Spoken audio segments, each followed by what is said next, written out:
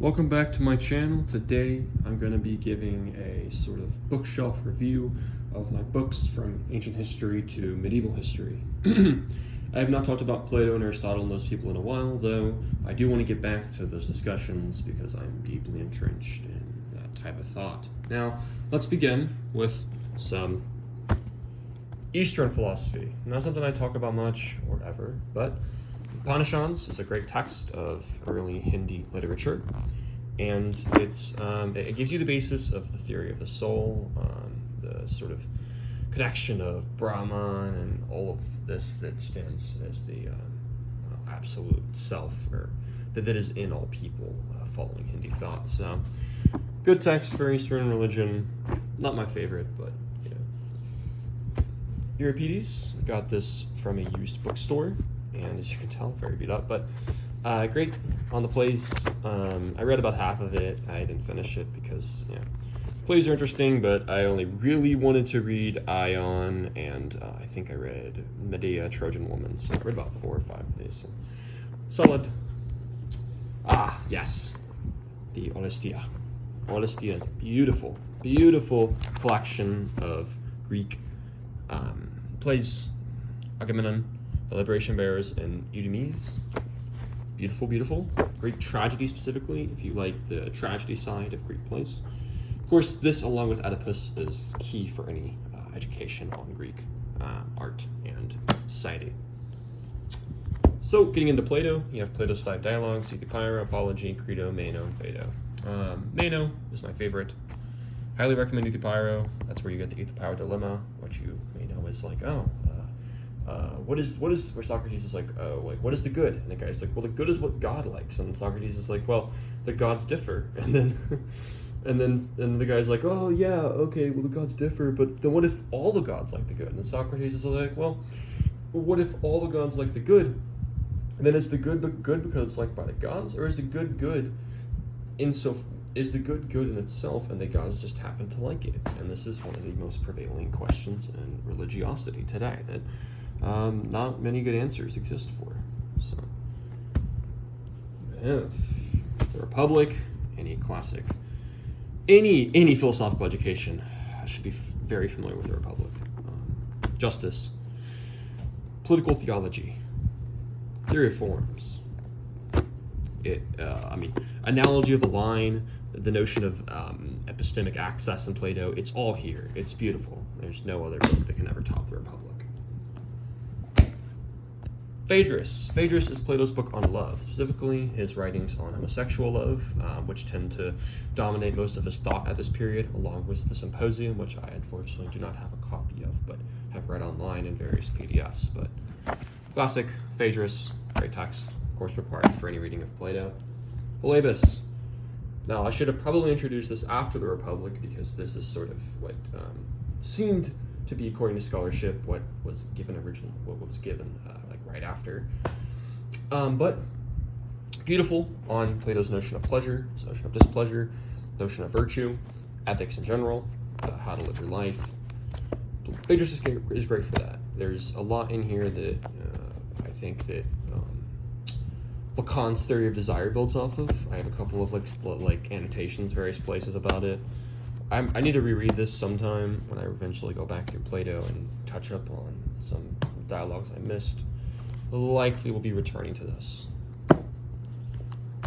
Timaeus and Critias is talked about on my top 10 books that I read last year, so check that out for more discussion on that. Moving into medieval philosophy, we have Against the Academicians and the Teacher, Augustine's book on a proto-linguistic theory, and as well responding to the claims of the heretical form of Christian, pagan synthesis. The academicians were the heretical form of Christian, paganism or Gnosticism, whatever you want to call it. So great text. The Teacher's great for linguistic theory, and this in the more writings on the Teacher. What's worked down here is expanded upon in on Christian doctrine, which Augustine wrote a few years later. Confessions, beautiful text describing Augustine's drive towards Christianity, away from his dwellings in a heretical form of Christianity, so becoming a Catholic, right? Embracing the universal church, as it's called. And beautiful. Discusses some writings on Platonism and the later path about like his writings on Genesis, how he thinks that like the story is not creation ex nihilo. So beautiful text all around. And then we have Saint Anselm, another great text. Anselm is probably most known for coming up with what's known as the ontological problem for God, where you say like, oh, God is that which is greater than that can be thought. So whatever cannot be thought, that is what God is, because God is greater than that which can be thought. And there's the great response is from Anselm's reply to this guy named Ganilo, and Ganilo's like, well, okay, what if I think of an island, right? What if I think of an island, and I think that there's this wonderful island with all these wonderful things that I just can't even think they're so wonderful. Does that mean that this island exists? Right? That's one of what's known as in philosophical discourse as the island, or the lost island response. So, beautiful text. Also great writings on here about original sin, as Anselm tends to be the one from, Anselm and other writers around his time tend to be the ones who talk about the original sin from Adam. The most, that is towards the end of the text, but yeah, so great writings on Christian thinking and general arguments for God. Now, we're going to hit up Aristotle. Jumped over him because I wanted to hit on the people that follow Plato a lot. And even though Anselm's a scholastic, he still has a lot of Platonist leanings. Now, let's get back to Aristotle. Nicomachean Ethics, classic, about virtues, about justice. One can do no wrong. One must read this with the politics, however. Don't have a copy of the politics, but it's good to read on PDF. On the Soul, a very, very, very abridged version of On the Soul, right? Self-explanatory on the Soul. Metaphysics, best text from Aristotle, needed for any discussion of metaphysics.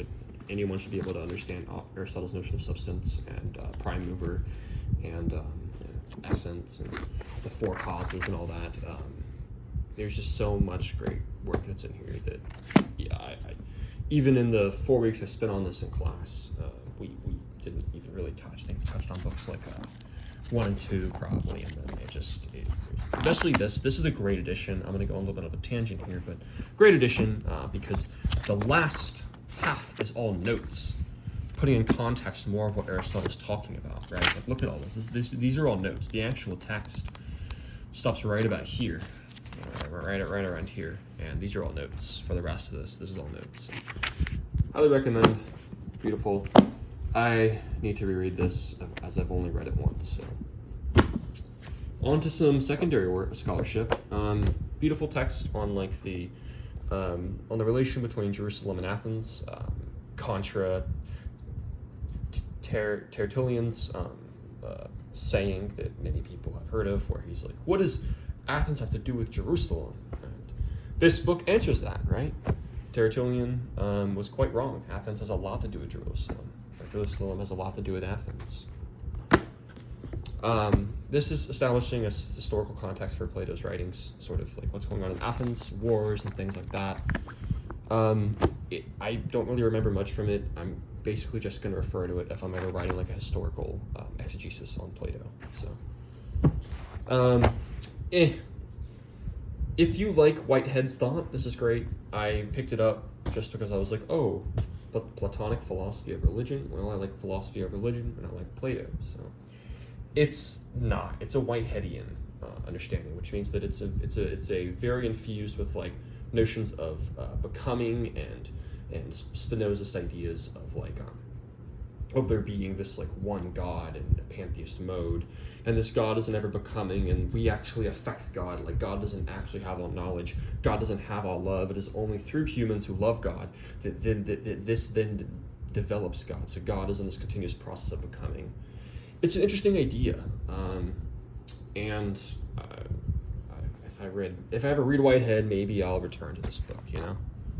So yeah, that's gonna do it for my books on ancient philosophy to medieval philosophy.